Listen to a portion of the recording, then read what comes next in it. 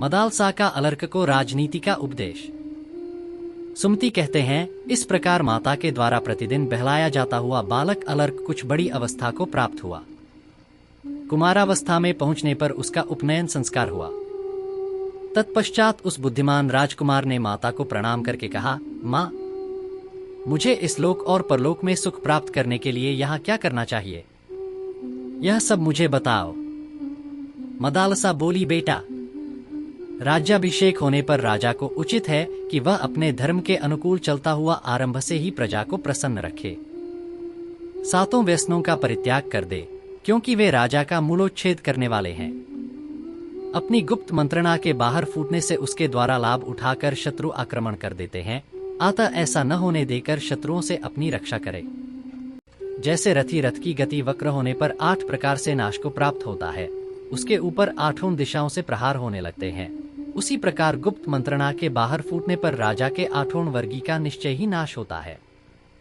राजा को इस बात का भी पता लगाते रहना चाहिए कि शत्रु द्वारा उत्पन्न किए गए दोष से अथवा शत्रुओं के बहकावे में आकर अपने मंत्रियों में से कौन दुष्ट हो गया है और कौन अदुष्ट, कौन अपना साथी है और कौन शत्रु से मिला हुआ। इसी प्रकार बुद्धिमान चर नियुक्त करके शत्रु के चर्रों पर भी प्रयत्न पूर्वक दृष्टि रखनी चाहिए। राजा को अपने मित्रों तथा माननीय बंधु बांधवों पर भी पूर्णतः विश्वास नहीं करना चाहिए, किंतु काम आ पड़ने पर उसे शत्रु पर भी विश्वास कर लेना चाहिए। किस अवस्था में शत्रु पर चढ़ाई न करके अपने स्थान पर स्थित रहना उचित है, क्या करने से अपनी वृद्धि होगी और किस कार्य से अपनी हानि होने की संभावना है, इन सब बातों का राजा को ज्ञान होना चाहिए। वह 6 गुणों का उपयोग करना जाने और कभी काम के अधीन न हो। राजा पहले अपने आत्मा को, फिर मंत्रियों को जीते, तत्पश्चात अपने से भरण पोषण पाने वाले कुटुंबीजनों एवं सेवकों के हृदय पर अधिकार प्राप्त करे। तदंतर पूर्वासियों को अपने गुणों से जीते। यह सब हो जाने पर शत्रुओं के साथ विरोध करे। जो इन सबको जीते बिना ही शत्रुओं पर विजय पाना चाहता है, वह अपने आत्मा तथा मंत्रियों पर अधिकार न रखने के कारण शत्रु समुदाय के वश में पड़कर कष्ट भोगता है।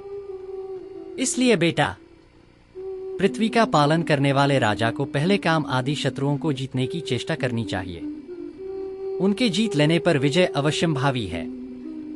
यदि राजा ही उनके वश में हो गया तो वह नष्ट हो जाता है। काम, क्रोध, लोभ, मद, मान और हर्ष ये राजा का विनाश करने वाले शत्रु हैं। राजा पांडु काम में आसक्त होने के कारण मारे गए तथा अनुलाद क्रोध के कारण ही अपने पुत्र से हाथ धो बैठा। यह विचार कर अपने को काम और क्रोध से अलग रखे। राजा पुरूरवा लोभ से मारे गए और वेन को मद के कारण ही ब्राह्मणों ने मार डाला। अनायुष के पुत्र को मान के कारण प्राणों से हाथ धोना पड़ा तथा पुरंजे की मृत्यु हर्ष के कारण हुई, किंतु महात्मा मरुत ने इन सबको जीत लिया था, इसलिए वे संपूर्ण विश्व पर विजयी हुए। यह सोचकर राजा उपर्युक्त दोष का सर्वथा त्याग करे।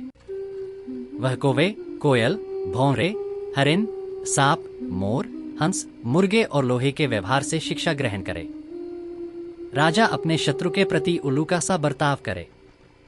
जैसे उल्लू पक्षी रात में सोए कौम पर चुपचाप धावा करता है, उसी प्रकार राजा शत्रु की असावधान दशा में ही उस पर आक्रमण करे तथा समयानुसार चींटी की सी चेष्टा करे, धीरे धीरे आवश्यक वस्तुओं का संग्रह करता रहे। राजा को आग की चिंगारियों तथा सिमल के बीच से कर्तव्य की शिक्षा लेनी चाहिए। जैसे आग की छोटी सी चिंगारी बड़े से बड़े वन को जला डालने की शक्ति रखती है, उसी प्रकार छोटा सा शत्रु भी यदि दबाया न जाए तो बहुत बड़ी हानि कर सकता है। जैसे छोटा सा सिमल का बीज एक महान वृक्ष के रूप में परिणत होता है, उसी प्रकार लघु शत्रु भी समय आने पर अत्यंत प्रबल हो जाता है। अतः दुर्बलावस्था में ही उसे उखाड़ फेंकना चाहिए। जैसे चंद्रमा और सूर्य अपनी किरणों का सर्वत्र समान रूप से प्रसार करते हैं, उसी प्रकार नीति के लिए राजा को भी समस्त प्रजा पर समान भाव रखना चाहिए। वेश्या, कमल, शरभ, शूलिका, गर्भिणी स्त्री के स्तन तथा ग्वाले की स्त्री से भी राजा को बुद्धि सीखनी चाहिए।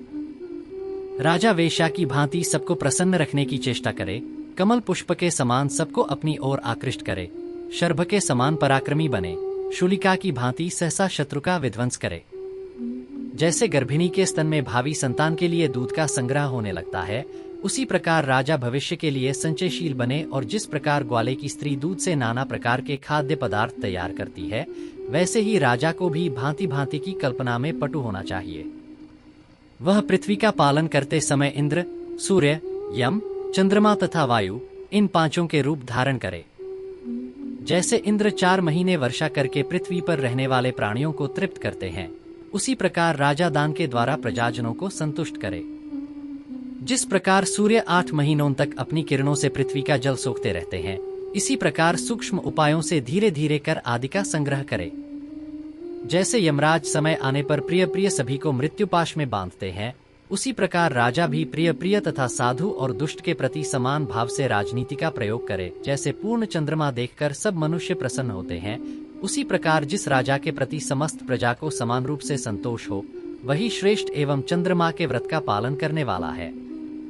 जैसे वायु गुप्त रूप से समस्त प्राणियों के भीतर संचार करती रहती है, उसी प्रकार राजा भी गुप्तचर के द्वारा पूर्ववासियों, मंत्रियों तथा बंधु बांधवों के मन का भाव जानने की चेष्टा करे।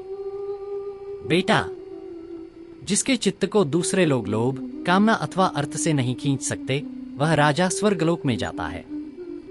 जो अपने धर्म से विचलित हो कुमार्ग पर जाने वाले मूर्ख मनुष्यों को फिर धर्म में लगाता है, वह राजा स्वर्ग में जाता है।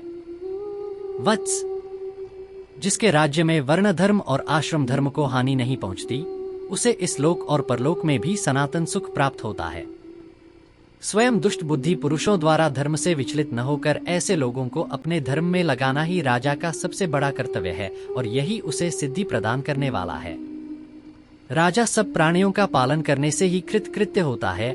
जो यत्नपूर्वक भली भांति प्रजा का पालन करने वाला है, वह प्रजा के धर्म का भागी होता है।